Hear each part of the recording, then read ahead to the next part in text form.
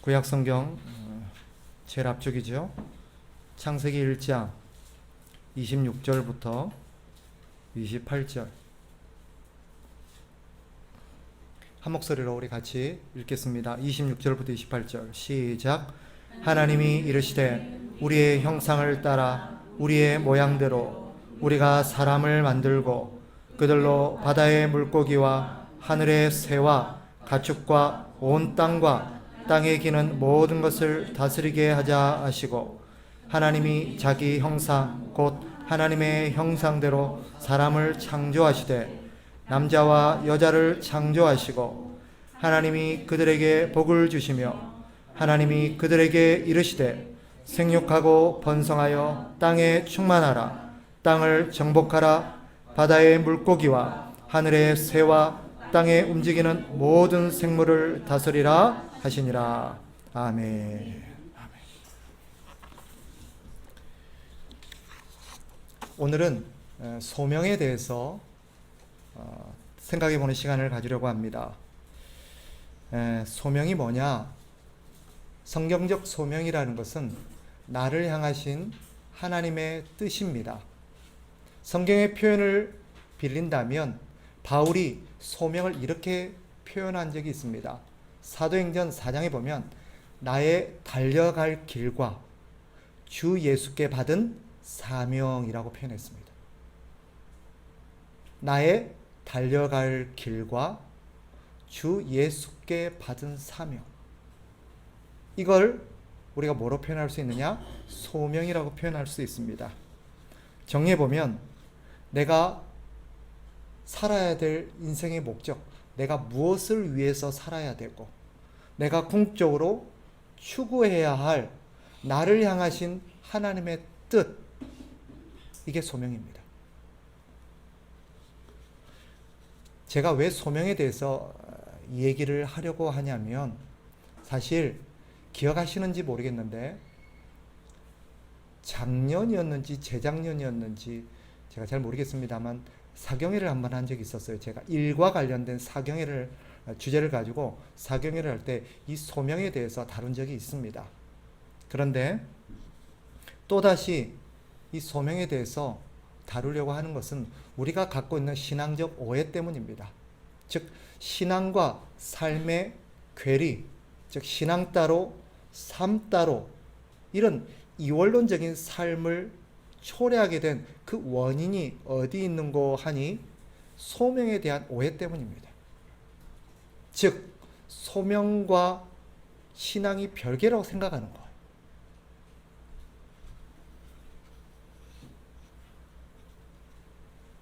신앙생활은 교회에서만 이루어지는 생활이 아니지요. 그런데도 많은 사람들이 신앙생활을 교회로 국한시키고 있는 요인 중에 하나가 무엇인가 하면 소명에 대한 잘못된 이해 때문입니다. 또한 수많은 신자가 이 땅에 존재한다 그러죠. 우리나라에만 해도요, 어림잡아서 한 1000만 가까이, 작게 잡아도 한 600~700만 명이 신자라고 합니다. 그리스도인이래요.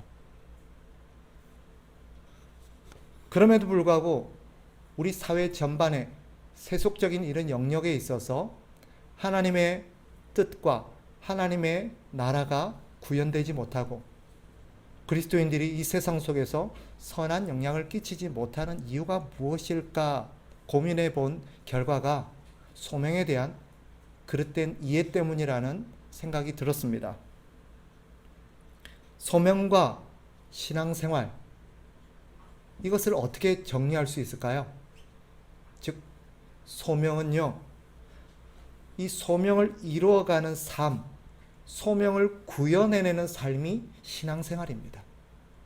그리고 신앙생활이라는 것은 소명을 통해서 구체적으로 발현되어지고 성취되어지는 것입니다. 바꿔 말하면 소명이 없는 삶은 제대로 된 신앙생활이 아니다라는 결론에 이르게 돼요. 어떤 사람이 신앙생활을 제대로 하고 있습니까?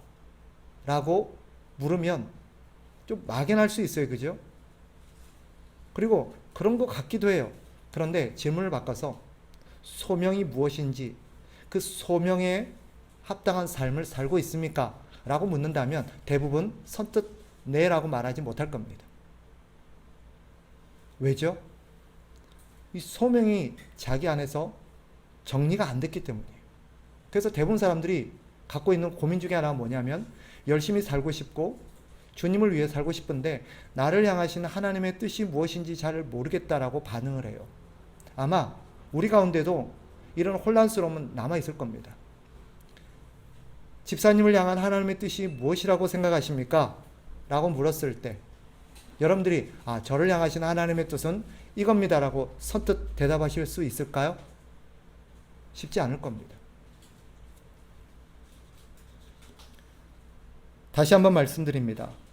소명을 이루는 삶이 신앙생활이고 신앙생활은 소명을 통해서 비로소 구현되는 것입니다. 그렇다면 나를 향하신 하나님의 뜻, 나의 소명은 뭘까요? 좀 더 구체적으로 질문을 한다면 내가 무엇을 하면서 살아야 될지, 내가 어떻게 살아야 될지, 나를 향하신 하나님의 뜻이 무엇일까? 내가 진학을 할 때 어떤 대학으로 가야 되고, 내가 취직을 할 때 어떤 직장에 가야 되고, 내가 결혼을 할 때 누구와 결혼을 해야 되고, 이사를 하고 앞으로 내가 여러 가지 진로를 결정할 때 내가 무엇을 결정하는 것이 하나님의 뜻인지 사실 우리는 많이 고민합니다. 근데 선뜻 하나님의 뜻이 이걸 거라고 우리가 결론을 내리지 못해요. 이와 관련해서 우리가 알아야 될 분명한 사실 한 가지는 성경은 이런 우리를 향하신 하나님의 뜻을 기록해 놓은 하나님의 계시입니다. 따라서 우리가 소명을 발견하고 우리를 향하신 하나님의 뜻을 깨닫는데 성경을 통하지 않고는 절대 알 수 없습니다. 근데 문제는 뭐예요? 성경의 아주 사소한 부분까지, 작은 부분까지 세세하게 우리를 향하신 하나님의 뜻을 밝혀놓지는 않았다라는 데 문제가 있습니다. 그렇다고 우리가 하나님 앞에 하나님, 저를 향하신 하나님의 뜻이 무엇입니까? 제가 어느 대학을 가기를 원하시고 어떤 직장에 가기를 원하시고 내가 앞으로 무슨 일을 하며 살기를 원하십니까? 내가 이거를 할까요? 저것을 할까요? 이 길로 갈까요? 저 길로 갈까요? 그렇게 하나님 앞에 기도하면 하나님이 그래, 내 뜻은 이거야 라고 말해주시지 않습니다. 그럼 어떻게 해야 됩니까? 결론은 이겁니다. 성경이 하나님의 우리를 향하신 하나님의 뜻을 계시해 놓은 책이라 그랬죠. 그렇다면 우리는 성경이 우리에게 가르치는 큰 계획, 큰 뜻 아래에서 우리는 하나님의 자녀로서 책임감 있게 살아가야 합니다. 하나님의 우리를 향하신 하나님의 뜻이 무엇인지를 성경 분명히 계시를 해 놓으셨어요. 근데 그것이 아주 사소한 데까지가 아니라 큰 틀만을 제공해 놓았어요. 그렇다면 큰 틀 안에서 우리는 하나님의 자녀로서 책임감 있게 우리가 결정을 해나가며 살아야 합니다. 바꿔 말하면 어느 영역까지는 큰 범위 안에서 사소한 영역에서는 우리의 재량권, 우리에게 하나님께서 선택권과 자유를 주셨다라는 결론에 이릅니다. 그러나 그 선택을 함에 있어서 우리는 책임감 있게 선택해야 돼요. 그렇다면 우리를 향하신, 사람을 향하신 하나님의 계획하신 그 큰 뜻이 무엇인가? 하나님은 이 세상을 창조하시면서부터 우리 인간에게는 하나님의 분명한 계획을 가지고 창조하셨음을 밝혀놓으셨습니다. 그리고 우리는 평생을 살아가면서 하나님이 우리를 만드신 그 목적에 부합한 삶을 살아야 된다라는 것이 성경의 결론입니다. 그러니 우리가 어떤 진로를 결정하고 어떤 인생의 계획을 우리가 추진함에 있어서도 하나님이 우리 인간 본연에게 부여하신 우리 본연의 삶의 목적에 부합하고 그것을 이루는 범위 안에서의 결정이 되어야 하는 것입니다. 따라서 바꿔 말하면 하나님께서 우리에게 네가 뭘 하든지 내가 너에게 재량권을 주고 자유를 주겠다. 단 반드시 이거는 해야 된다. 라고 해놓으신 게 있어요. 이거를 하면서 그 안에서 우리는 우리를 향하신 하나님의 뜻들을 우리가 계속해서 발견해 나가고 그것을 이루는 삶을 살아야 되는 것입니다. 그게 크게 세 가지입니다. 첫째, 바로 일입니다. 다른 말로 하면 노동이에요. 노동이라는 단어가 주는 이 정치적이고 사회적인 불편한 어감 때문에 제가 일이라고 표현하겠습니다. 일은 타락 이후에 주어진 생계를 위한 고단한 활동이 아닙니다. 대부분 사람들이 갖고 있는 편견, 오해가 뭐냐면 타락 이후에 주어진 생계적 활동, 고단함을 동반한 생계적 활동이 일이라고 생각합니다. 절대적으로 아닙니다. 오늘 하나님께서 우리에게 말씀하신 우리가 읽은 창세기 1장 26절부터 28절은 인간이 타락하기 전입니다. 하나님이 타락하기 전인 인류에게 주신 하나님의 소명입니다. 그 안에 이 노동, 일이라는 영역이 분명히 들어있습니다. 즉, 이 일은 타락 이전부터 주어진 하나님을 섬기는 고귀한 활동입니다. 일을 우리는 다시 정립해야 돼요. 일이 뭐냐? 먹고 살기 위해서 하는 활동이 아니에요. 타락 이후에는 불가피하게 생계를 위한 활동이 필요하게 되었고 많은 부분 그 일은 생계를 위한 활동으로 많이 이렇게 오용되었습니다. 필요하게 되었어요. 불가피한 일이에요. 그럼에도 불구하고 하나님께서 우리에게 일이라는 노동이라는 어떤 소명을 주시면서 하나님께서 이루시고자 했던 원래 의도가 있었습니다. 우리는 그 일 속에서 이것을 구현해내야 돼요. 26절을 다시 한번 보세요. 1장 26절. 하나님이 이르시되 우리의 형상을 따라 우리의 모양대로 우리가 사람을 만들고 그들로 바다의 물고기와 하늘의 새와 가축과 온 땅과 땅에 기는 모든 것을 다스리게 하자 하시고. 하나님이 우리 인간에게 일을 맡기시면서 주신 말씀입니다. 성경이 말하는 일은 뭐냐? 본문의 표현을 가지고 정리를 해보면 하나님께서 창조하신 이 세상과 이 세상 안에 있는 모든 것들을 돌보는 활동입니다. 관리하는 활동이에요.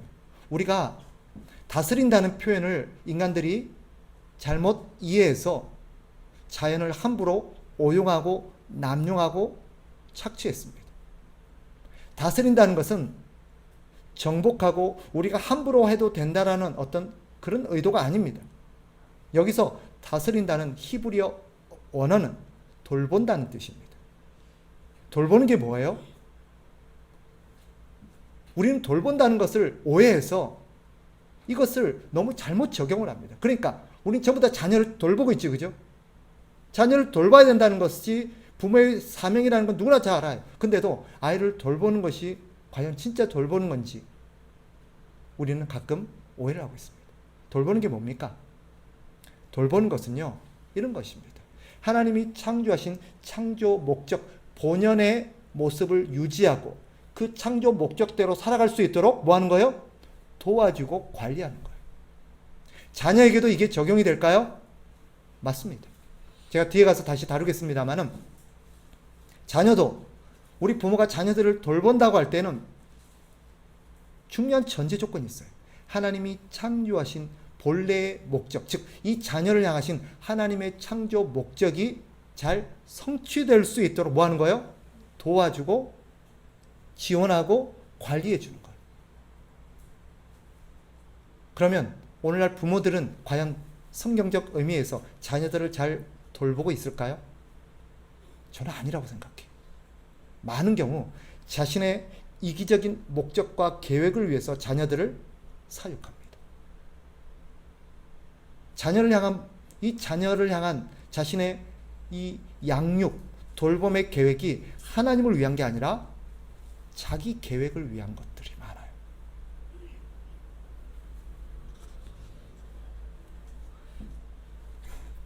따라서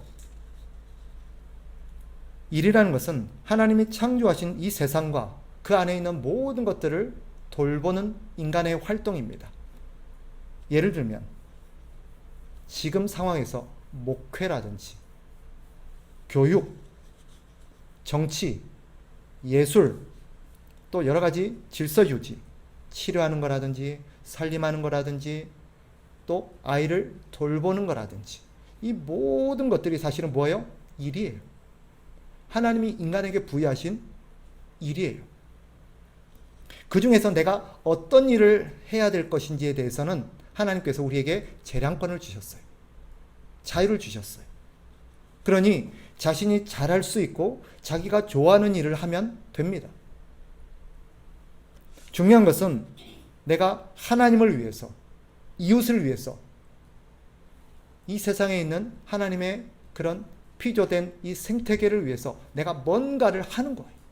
돌보는 활동을 하는 것입니다. 이거는 예외가 없어요. 누구나 해야 되는 것입니다. 나이하고도 상관이 없어요. 일과 관련해서 우리가 기억해야 될 중요한 4가지 진리가 있습니다. 첫째, 일은 오직 인간에게만 주어진 고유의 고귀한 업무입니다. 임무예요. 천사조차도요, 이런 일이라는, 노동이라는 임무를 하나님 앞에 받지 못했습니다.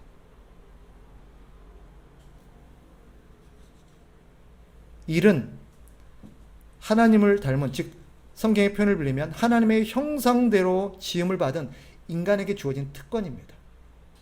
근데 여러분, 이 일, 노동이라는 것이 우리 인간에게만 주어진, 나에게 주어진 하나님의 특별한 특권이라는 의식이 있습니까?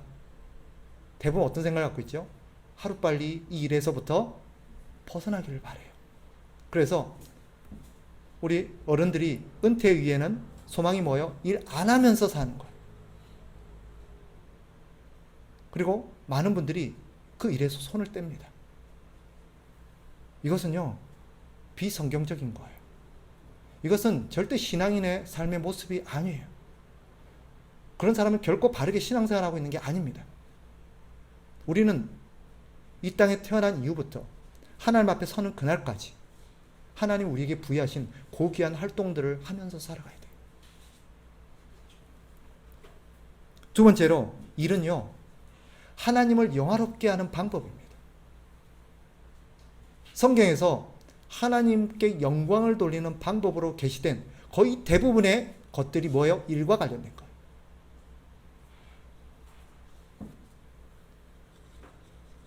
일은 하나님을 영화롭게 하고 하나님을 기쁘게 하는 거예요. 바꿔 말하면 저와 여러분이 일을 하지 않잖아요. 일이라는 것을 하지 않으면 하나님을 영화롭게 하지 못해요. 하나님을 기쁘시게 하지 못해요. 일하지 않는 삶, 하나님 우리에게 부여하신 그런 고귀한 활동을 하지 않는 삶은 하나님을 기쁘시게 하지 못합니다. 심지어 바울은요, 어떻게 뭐라고까지 말을 했냐면, 우리가 잘 아는 데살로니가후서 3장 10절에 보면 일하기 싫은 자는 먹지도 말라 그랬어요. 물론 그 문맥 속에서 내가 일하지 않음으로써 다른 사람에게 피해를 주고 다른 사람에게 짐을 지우는 이런 것들에 대한 어떤 잘못된 것에 대한 지적이 맞습니다. 하지만 그 안에는 더 깊이 들어가 보면 일이 우리 인간에게 주어진 본연의 활동이라는 것을 전제로 하는 말입니다. 성경의 표현을 빌리면요, 일하기 싫으면 먹어서도 안 돼요. 먹을 자격도 없어요. 그래서 놀고 먹는 것이요, 절대 성경적인 게 아닙니다. 단 여기서 우리가 짚고 넘어가야 될 게, 일이라는 개념을 자꾸 어떻게 수입을 벌어들이는 활동으로만 자꾸 생각하는 거예요. 나가서 돈 벌어. 가서 돈 벌어와. 이것만을 일이라고 생각하는 거예요. 아니에요. 그것을 해야 될 사람과 하지 않아도 되는 사람이 있어요. 그죠? 어떤 사람은 돈이 너무 많아서 굳이 일하지 않아도 평생 먹고 남을 만한 돈이 있는 사람도 있어요. 그런 사람들은 굳이 생계를 위한 활동을 안 해도 돼요. 하지만 그런 사람도 일은 해야 합니다. 어떤 일을 해야 돼요? 하나님을 위한 창조적인 활동. 하나님이 만드신 이 세상과 이 세상 안에 있는 것들을 돌보는 활동은 해야 합니다. 이런 분도 있어요. 건강이 허락되지 않아요. 뭔가 나가서 일을 하고 싶은데 몸이 건강이 허락되지 않아요. 그런 사람은 일을 할 수 있을까요? 할 수 있어요.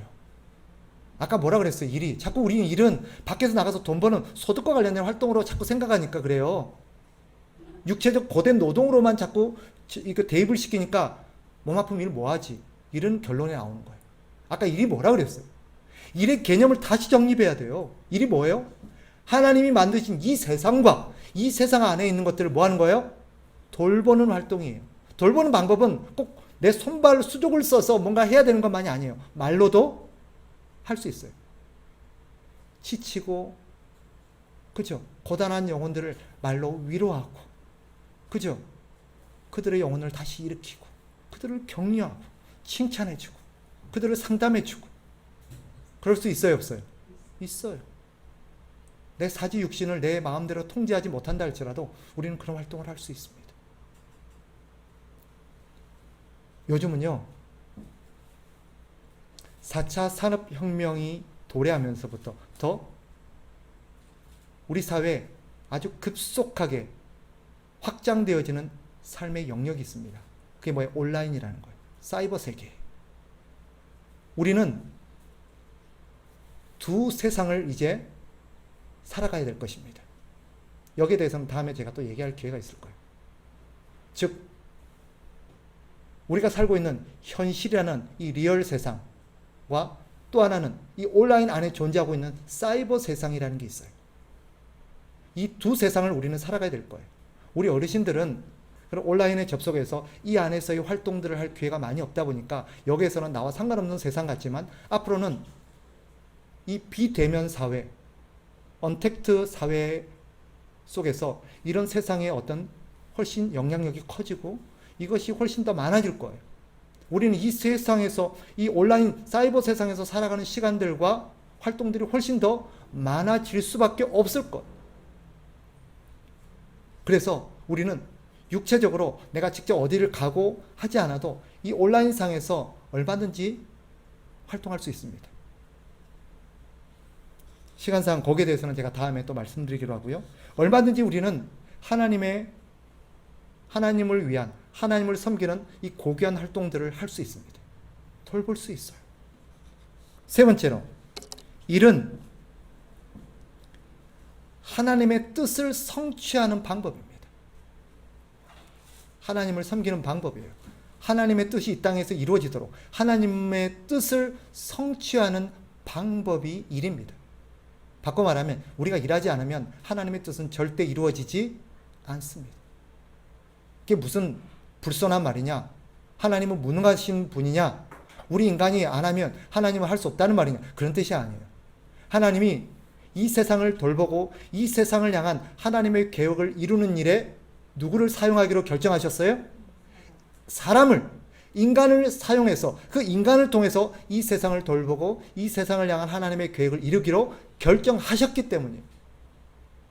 하나님은 그 계획을 번복하지 않으실 겁니다. 사람을 통해서 하나님께서 하려고 했던 것, 사람들이 협조를 잘 안 하고 고집도 부리고 말썽 부리고 그러니까 속 시끄러워서 내 저 인간들 다 쓸어버리고 이제는 내가 그냥 직접 해야겠다. 노아의 홍수는 우리를 잠깐 그렇게 오해하도록 만들었을지 모르겠지만 절대 아닙니다. 하나님은 그 계획을 절대 철회하실 수 없는 분입니다. 하나님은 신실하신 분이기 때문에 반드시 인간을 통해서 할 겁니다. 반드시 여기 있는 우리 김종수 집사님이라는 분을 통해서 하나님께서 이루시고자 하는 계획이 있어요. 그것은 반드시 김종수 집사님을 통해서 하실 겁니다. 김 집사님이 그것을 인식하든 못하든 하나님께서 그것을 계속해서 여러 가지 방법으로 하게 하십니다. 어떻게 보면 지금 이런 설교라는 제 활동이죠.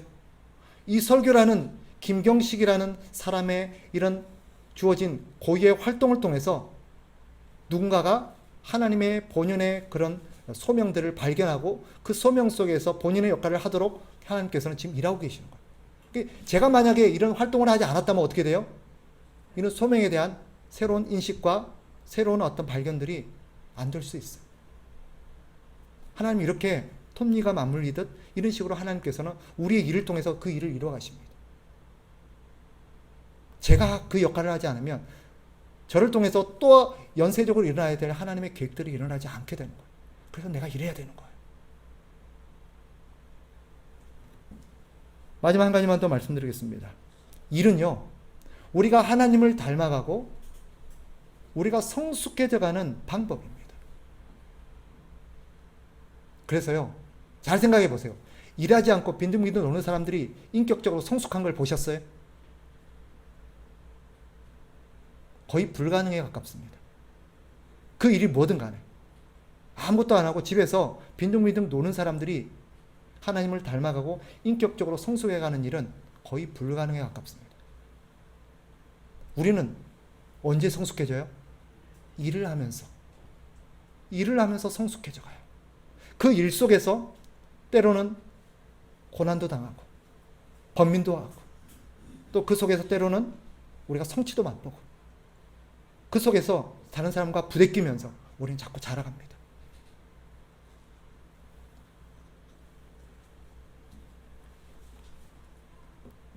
일과 관련해서 이 네 가지를 여러분들 꼭 기억하세요. 첫째, 일은 뭐라고요? 오직 인간에게만 주어진 고귀한 임무입니다. 두 번째, 일은 하나님을 영화롭게 하는 방법입니다. 세 번째, 일은 하나님의 뜻을 이 땅에 이루게 하는 방법입니다. 네 번째, 일은 하나님을 닮아가고 우리가 성숙해가는 방법입니다.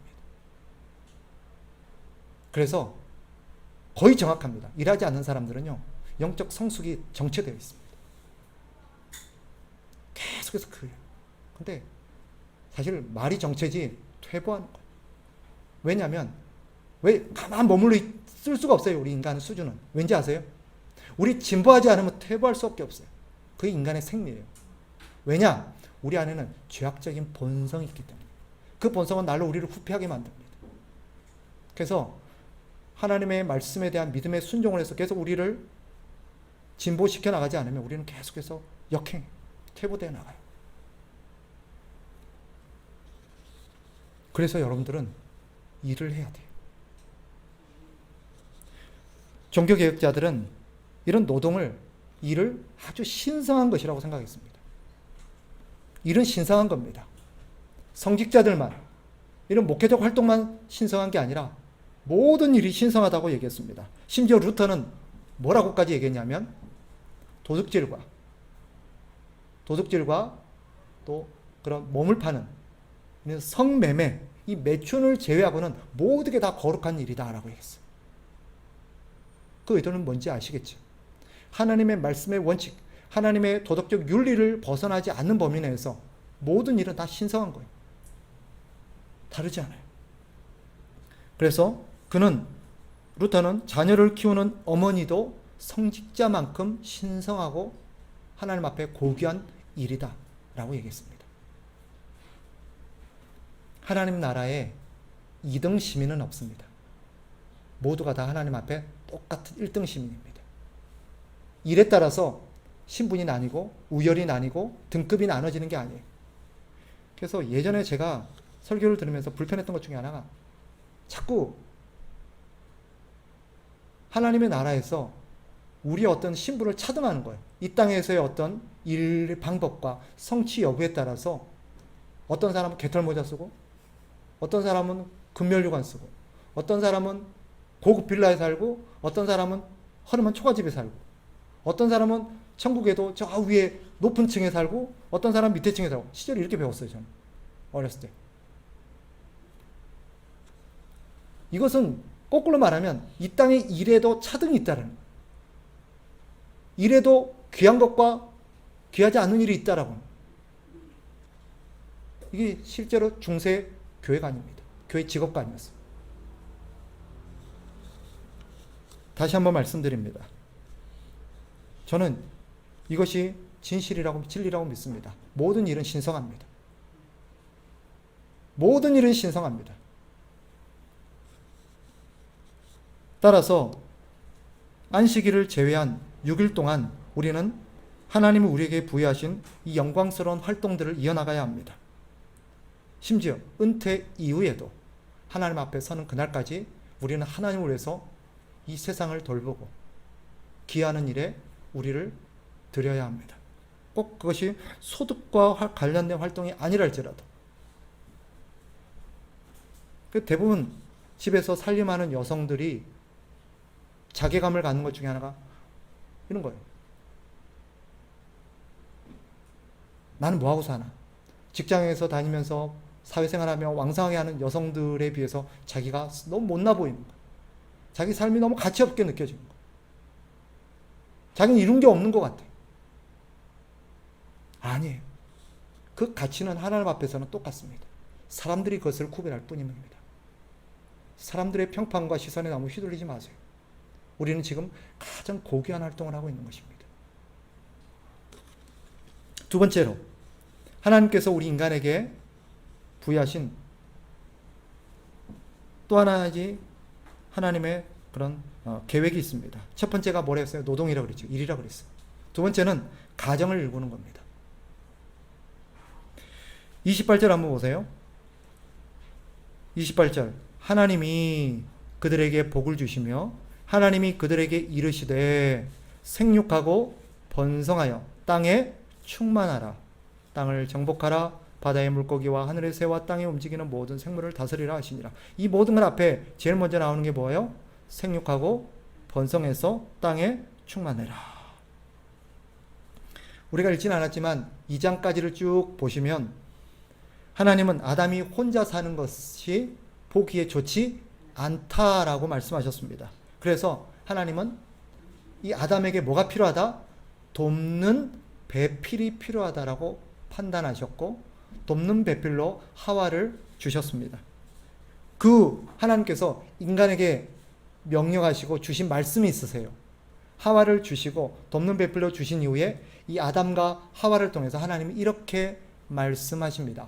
창세기 2장 24절, 우리가 잘 아는 말씀이에요. 이러므로 남자가 부모를 떠나 그의 아내와 합하여 둘이 한 몸을 이룰지로다. 지금으로 표현하면 뭐예요? 결혼을 해서 가정을 일구는 것입니다. 하나님은 우리 인간에게 노동이란, 일이라는 소명을 주시면서 우리에게 또 하나 이 일을 함께 이룰 수 있는 공동체를 허락하셨어요. 이 창조활동, 이 세상을 돌보는 일은 모든 인간의 고유한 사명입니다. 아담이든 하와든 저든 집사님이든 권사님이든 모두가 해야 될 거예요. 그런데 하나님이 혼자서 이 일을 이루며 살아가는 것이 보기에 좋지 않다라고 판단하셨고 혼자서 할 수 없는 일이라고 판단하셔서 돕는 배필을 허락하셨어요. 그래서 가정을 이룸으로써 하나님의 이런 창조 일들을 해나가게 하셨습니다. 남자와 여자가 연합하기를 원하셨고 서로 도우면서 자녀를 낳아서 이 세상을 충만하게 만드시기를 원하셨습니다. 충만하게 만든다는 거 뭐예요? 쉽게 말하면 가득 채우는 거예요. 하나님의 사람들로 이 세상이 가득 차는 거예요. 그래서 하나님의 뜻은 뭘까요? 사람이 많아지는 게 아니에요, 여러분.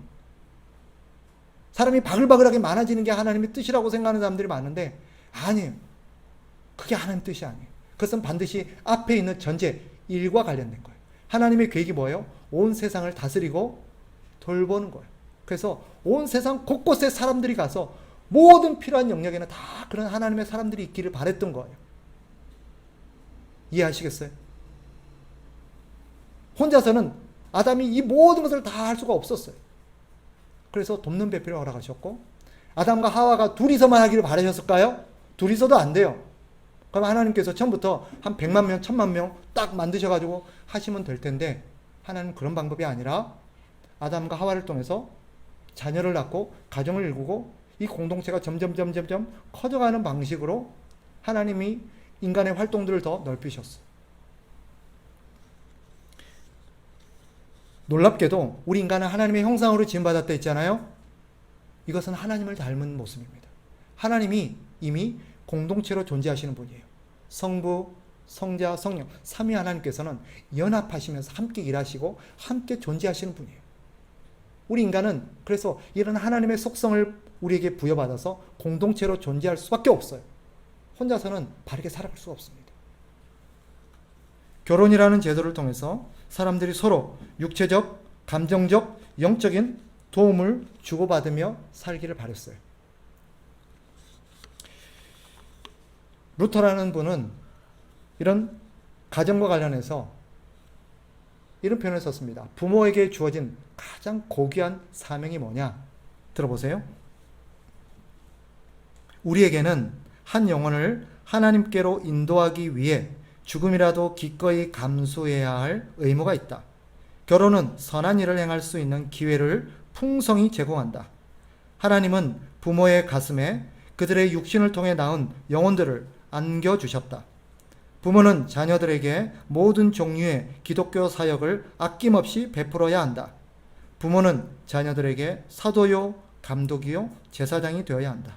왜냐하면 자녀들에게 복음을 전해야 할 책임이 부모들에게 있기 때문이다.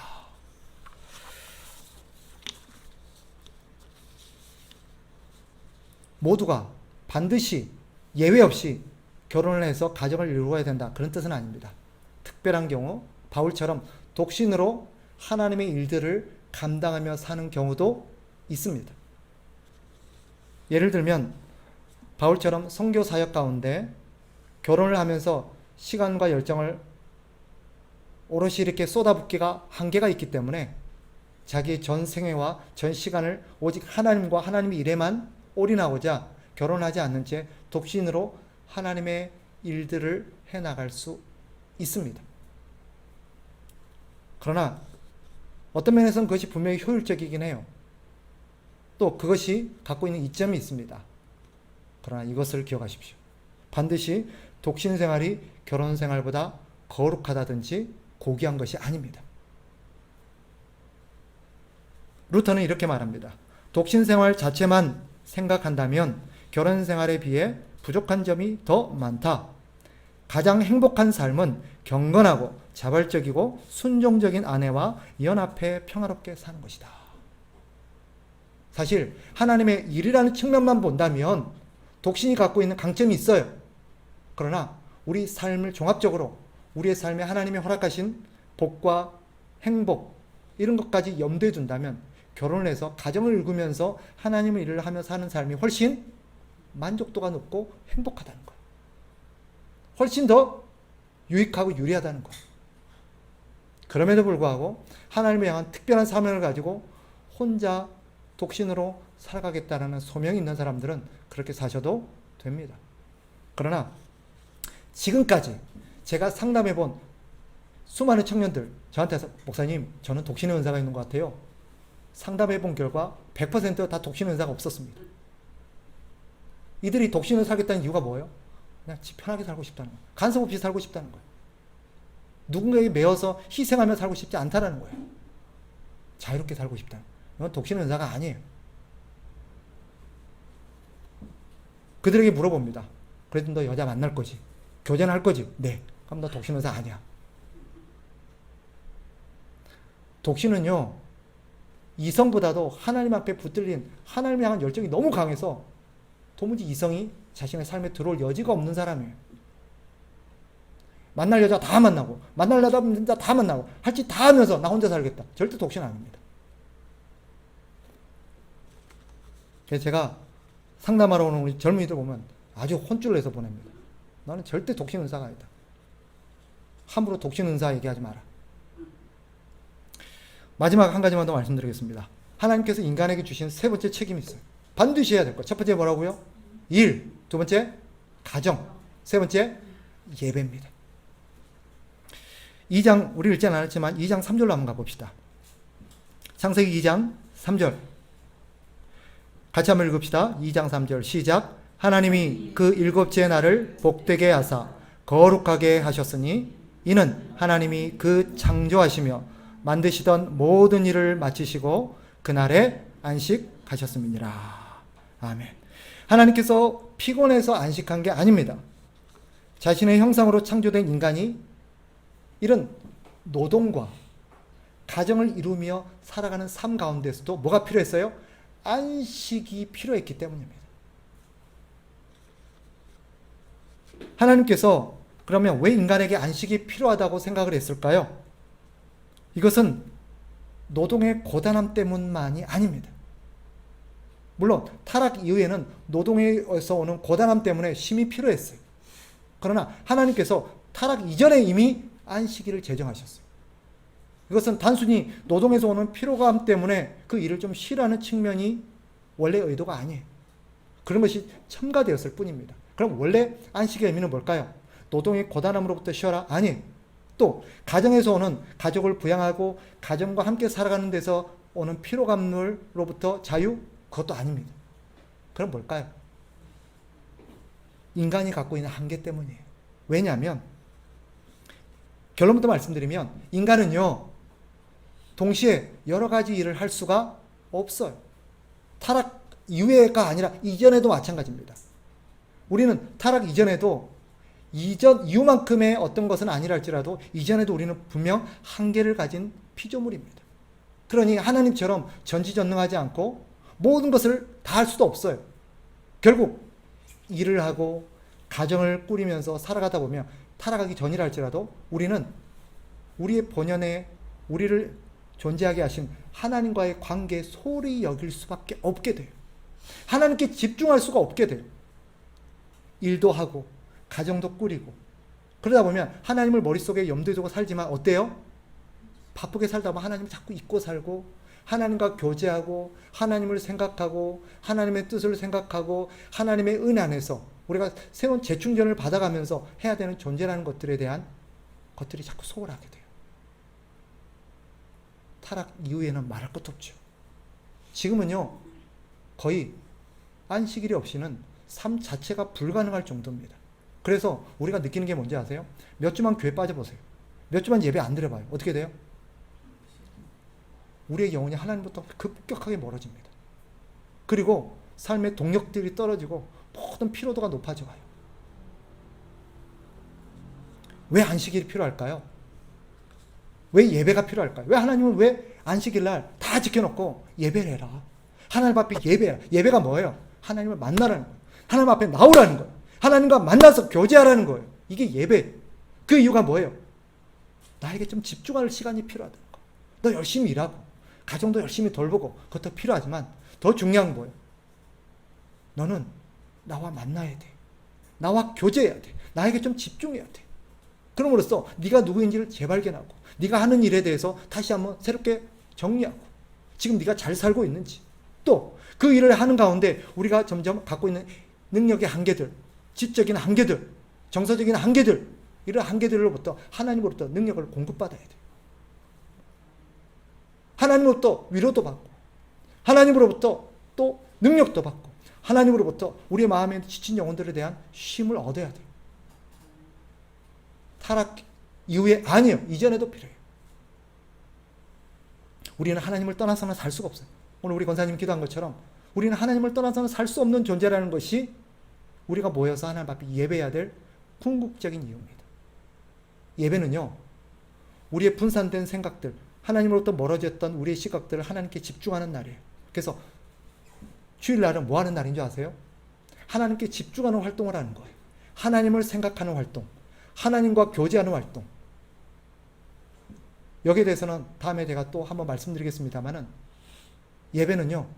그래서 하나님과 교제하는 거예요. 말씀을 통해서 찬송을 통해서 기도를 통해서 그렇게 하나님과 교제하는 가운데 우리의 영혼이 재충전을 얻고 우리 인생의 새로운 방향성들을 다시 한번 점검하는 것. 그리고 앞에 노동과 가정을 돌보는 것과 이 모든 것들이 균형을 이루고 원래의 방향대로 오용되지 않고 남용되지 않고 곁길로 가지 않게끔 하나님께서 우리를 다시금 정리해 주는 날이에요. 그래서 장담합니다. 성경에 가르치는 바를 여러분에게 분명하게 선언하건대 하나님 앞에 예배가 제대로 드려지지 않는 사람들은요. 신앙생활이 불가능합니다. 불가능해요. 하나님 앞에서 멀어졌는데 나중에 그 일은요, 뭔가는 활동을 하고 있지만 그 일이 하나님을 위한 활동이 아니라 자기를 위한 활동으로 변질될 확률이 99.9%. 가정을 꾸려가고 있지만 그 가정이 하나님의 뜻대로 꾸려지는 게 아니라 내 방식과 내 편함대로, 심지어는 나를 위한 도구로 전락하게 합니다. 협력하여 하나님을 잘 섬기고 합력하여서 함께 서로가 하나님을 잘 섬기도록 도와주라 그랬는데 나만 바라봐. 나 좀 도와줘. 내 뒷바라지 해줘. 나의 필요를 좀 채워줘. 전부 다 그러고만 있어. 그러니까 문제이 벌어져요. 싸움이 벌어져요. 일도 마찬가지예요. 하나님을 위하라고 함께 모였는데 전부 다 자기 유익을 추구하고 있으면 어떻게 돼요? 나중에 거기에 대한 모든 것들이 무너져가는 거예요. 그래서 세상이 이렇게 되는 거예요. 말씀을 정리하겠습니다. 하나님이 우리에게 주신 소명이 있습니다. 그 소명이 무엇입니까?